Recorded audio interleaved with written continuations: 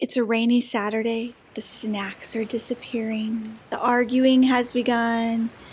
And someone says, "I'm bored." Before you hand over your iPad, walk to your kitchen. Today I'm turning this kitchen into a full-scale Olympic Games. I'm going to show you how to set up your kitchen simply so that when your kids say they're bored, you are ready. Now, there's nothing wrong with a little boredom, all right? Full disclosure, I think it's okay for a little boredom. Our kids aren't bored enough in 2026. But as moms, as parents, we all need to have a little bit of a plan B, a backup plan that's simple and easy that we can just pull stuff from in our kitchen to bring a little excitement on a rainy day, rainy afternoon, to play some games with our kids and get them off of their iPads, off of their video games as a family. I've got you. Let's host the Kitchen Olympics. Welcome, athletes, to the first ever Kitchen Olympics. First, let's make some quick medals because we're going to turn this into a friendly competition. If you are not into competitions and you just want to have some good old-fashioned friendly fun, skip this part and go ahead to the games portion. But if you want to turn this into some competition and you need some quick medals, let's make those together right now.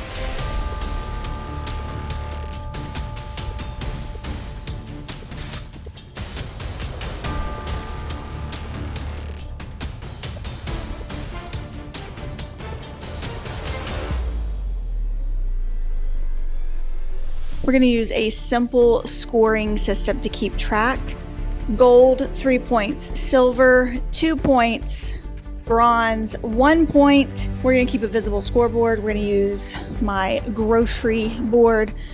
I'm not going to erase some of this stuff. We're going to use this tiny section anywhere on your grocery board. If you've got a whiteboard, a marker board, anywhere in your house, write your kids' names down. They love seeing their names up on some type of board where you can keep track of the scoring.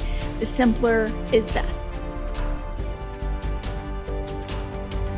First round are the precision tabletop events. These first events are perfect to start off with because they build confidence and they get everyone laughing. So let's head over to my table. All right, athletes, we're starting with a precision event. And yes, we are keeping it safe and snack friendly. To play this game, you'll need plastic spoons, thick rubber bands or hair ties, mini marshmallows, paper plates, or a sheet of paper for a target, and painter's tape. Tape your target to a cabinet or pantry door. Draw simple rings with different point values if you want to make it feel official. To play this game, hook the rubber band around the base of the spoon bowl. Place one mini marshmallow in the spoon. Hold the spoon steady with one hand. Use the other hand to gently pull back the rubber band. Aim at the target. Release. Each player gets 3 shots per round. Closest to the bullseye or highest total points wins the round. If someone misses, that's not failure, that's floor seasoning. Parent pro tip: have everyone stand behind a clearly marked launch line so no one launders into the splash zone. Mark it with painter's tape so that it feels official. Paper plate discus. For this game, you'll need paper plates and painter's tape for a starting line. To play this game, stand behind the tape. Flick the plate sideways across the smooth floor. Longest slide without flipping wins. Tell them it's all in the wrist. They will take this very seriously. Once they've warmed up, it's time to raise the energy. It's now time for the kitchen counter events. These are slightly bigger movements to get the wiggles out.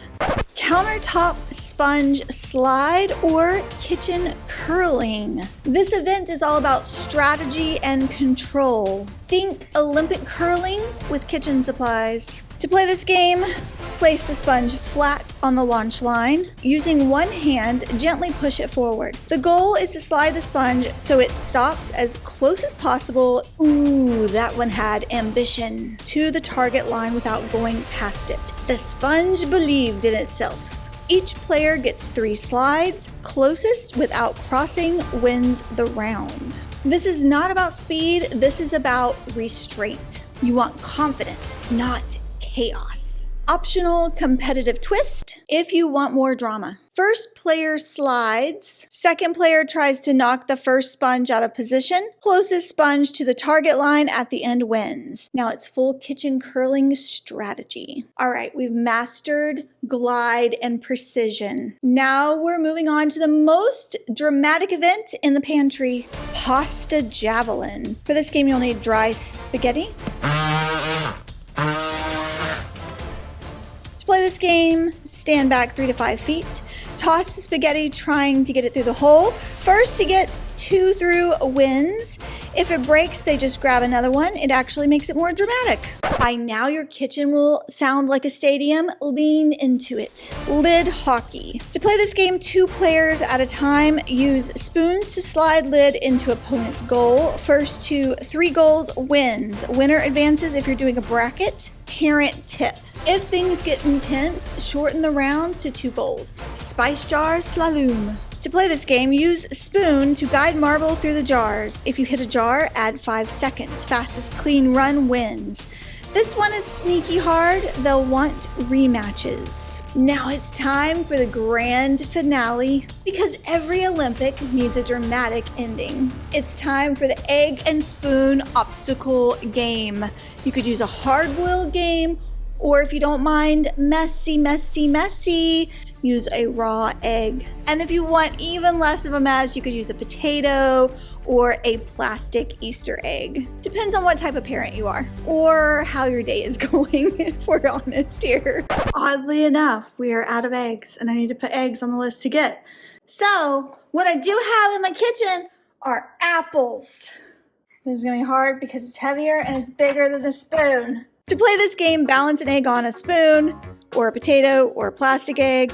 Navigate the obstacle path. If it drops, restart. Perfect for all ages because it's about balance and not strength. End your kitchen Olympics with a podium ceremony. Line those kids up. Award your foil medals. Hum a dramatic anthem or ask your kitchen AI to play some Olympic-themed music. This moment, they will remember it for sure. You're not just creating a rainy day activity to bust boredom, you're creating a family core memory. You don't need expensive toys, nor elaborate plans. You just need kitchen supplies and a little drama. If you try this with your kids, please let me know which event was the biggest hit. Leave it in the comment section down below. You only have a short time with your kids. Make the best of it. It's also okay to let them feel a little bored at times. It's also the perfect day to create a core memory. I'll see you in my next video. Thanks for watching. Bye.